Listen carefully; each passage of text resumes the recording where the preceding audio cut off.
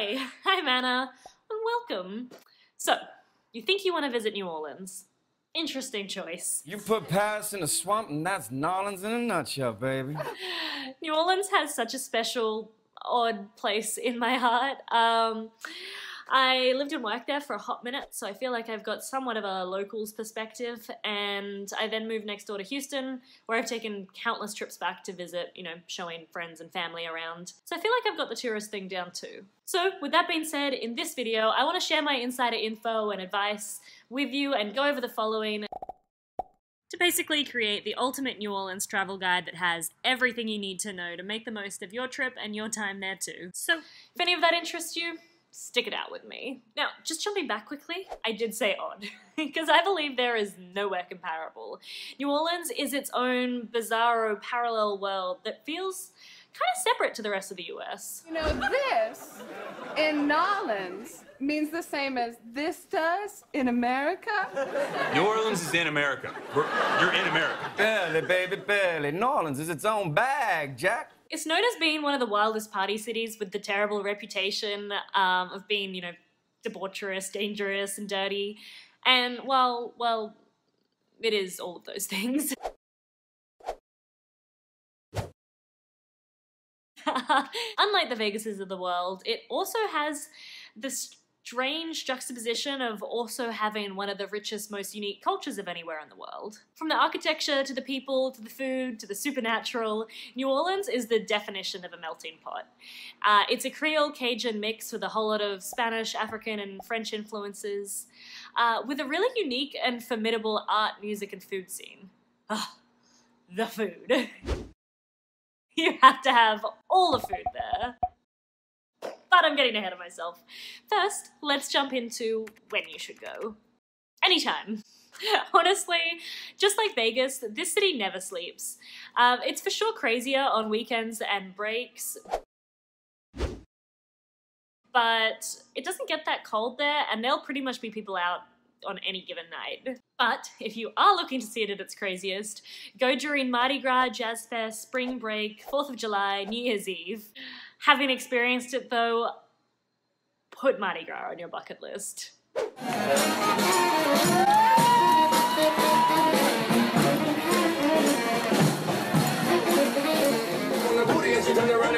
Walk this way.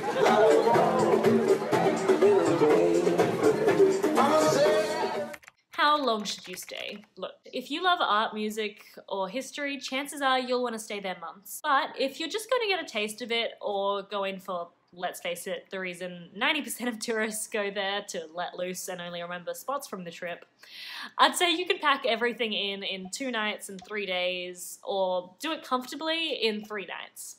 Where to stay? This will depend on what time of year you go, how far out in advance you book, and obviously what your budget is. Ideally though, I'd recommend staying in the French Quarter, because this is the heart of the city, and it's where just all the action is. If you are looking at spots here though, I would just recommend staying within this area line, because past North Rampart Street, I think it can start to get a little bit sketchy, and if you don't like noise, avoid Bourbon Street. Assuming the quarter is ridiculously expensive though, I would then want to stay in Marigny or the CBD, and then Treme or Mid-City, which are more residential, so you'll need to either Uber, don't drive downtown, parking is horrendous, and roads will often be blocked by parades and second-line processionals.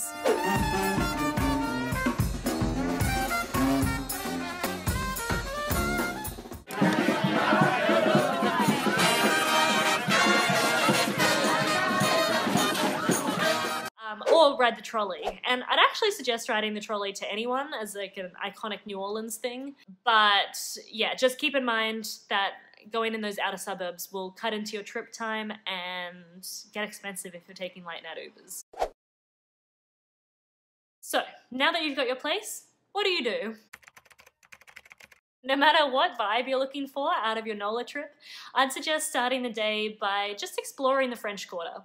Here, you'll feel like you're experiencing New Orleans instantly.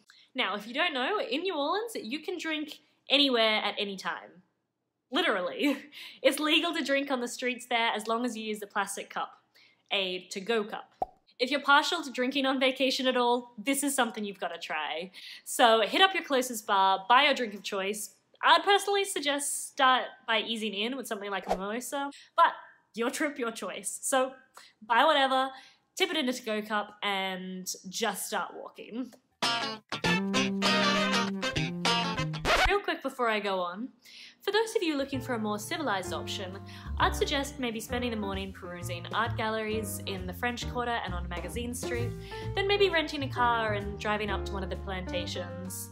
This is actually something I would recommend for everyone, but it's also one of the only New Orleans tourist things that I haven't done, full disclosure. But if you do have time and a car, I would recommend it. And back to the more debaucherous New Orleans trip suggestions. So, start by just walking around the quarter with a drink from any bar, or if you're game enough, start big and start on bourbon with a hand grenade. Either way, depending on your budget, I would suggest the following. Window shop, take a minute to watch the street performers.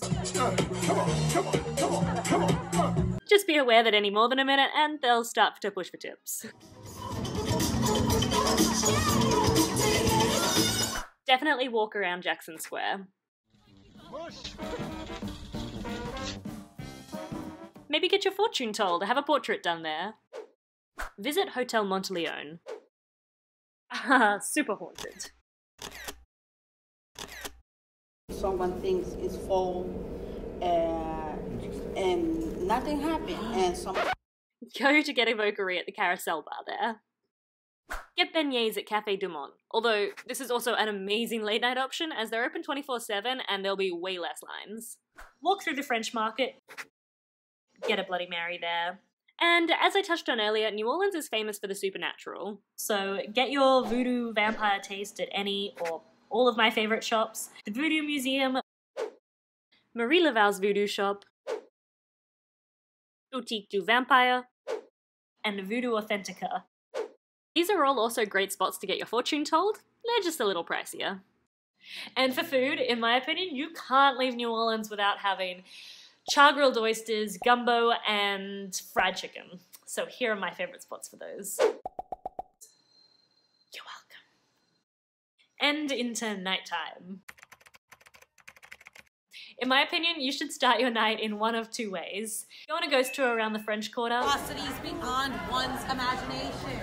This may sound corny, but this is actually a fun way to start the night. You see a lot of the city, and all of the vampire and ghost stories are based in history, so you inadvertently learn a lot about the city. And it's New Orleans, so again, you can drink along the way. So that makes it fun. The two biggest and best companies, I think, are French Quarter Phantoms and Haunted History. And two, an amazing, truly, truly unmissable experience to ease you into New Orleans is going to a show at Preservation Hall. This is one of the oldest, most intimate, so arguably one of the best jazz shows you can see in the city, and honestly maybe even in the country. But if you think you can appreciate this at all, just be prepared to wait. Alright, past all that cultural stuff, let's talk about going out. The two main and most popular going out areas you need to go to are Bourbon Street and Frenchman Street. Bourbon obviously being the more notorious out of the two, but also the most debated suggestion because this is the stereotypical weird, sex-crazed, dirty and dangerous New Orleans you've heard of. And the most touristy. Here on any given night, or all in one night, you could see lots of nipples, someone passed out on the street, full frontal nudity, perhaps with an exotic animal, someone getting stabbed, preachers condemning society, and someone pissing and or shitting and or vomiting on the street. Typical Tuesday. Although all the locals avoid bourbon, whether or not you're going to New Orleans for any of the aforementioned things, I think this is a sight like nowhere else in the world that you've just got to witness. So, if you're brave enough, you've got to do the following. Just trust me on these. You probably won't make it through half of them, but you'll have a lot of fun trying. Get a Sazerac at the Sazerac Bar. New Orleans is actually famous for these. Visit Pat O'Brien's Julian Piano Bar. And buy a hurricane. Buy a hand grenade and or a shark attack at Tropical Isle, if you dare. Go to Fritzl's for good live jazz on bourbon. And get the purple drink at Jean Lafayette's blacksmith shop. It's super old and supposedly haunted. Also, if you like dancing, I kind of just think you should let a place call to you. You know, choose a place that looks busy and fun, but safe. Personally, I think Razzoos is always a good time. Just be prepared for creepy older onlookers pretty much everywhere you go in Bourbon. Now, on to Frenchman Street. My personal favourite, right next to the French Quarter, this is the main condensed bar area that locals will actually flock to. While more civilised than Bourbon, this still has a huge party vibe, just with a more jazzy feel.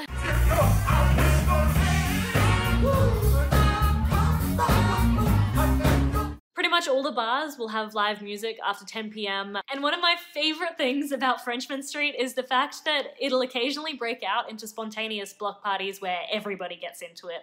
Like Exhibit A when my mum visited. With somebody who loves me. With somebody who loves me. My go-to bars for atmosphere and fun here are Maison and the Spotted Cat. Somebody say hell yeah!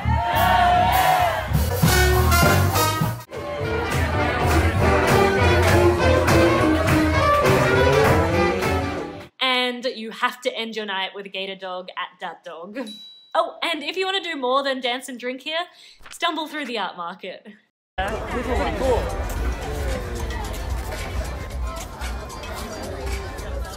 What else? Alright, here are my overall tips to leave you with. Outfit-wise, everyone around you will either be too drunk or, in the warmer months, too hot to care, so wear something cute but casual, and wear shoes that you can walk long distances in and that, you know, you wouldn't be devastated if they got defiled. New Orleans. Forget the diet and don't set a strict agenda. Remember, just walking through the French Quarter will give you the New Orleans experience. Don't buy beads at Mardi Gras. Earn them. Just kidding. They throw tens of thousands of them off the parade floats, so you're bound to catch a few.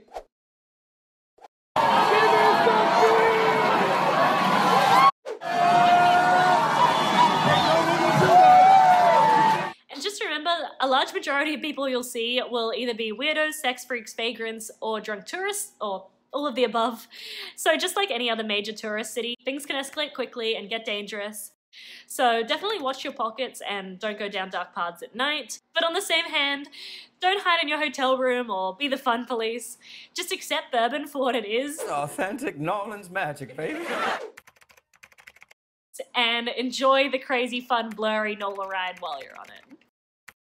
Thanks for watching, guys. Let me know if I missed anything and give this video a like if you found it helpful. And just go enjoy the Big Easy.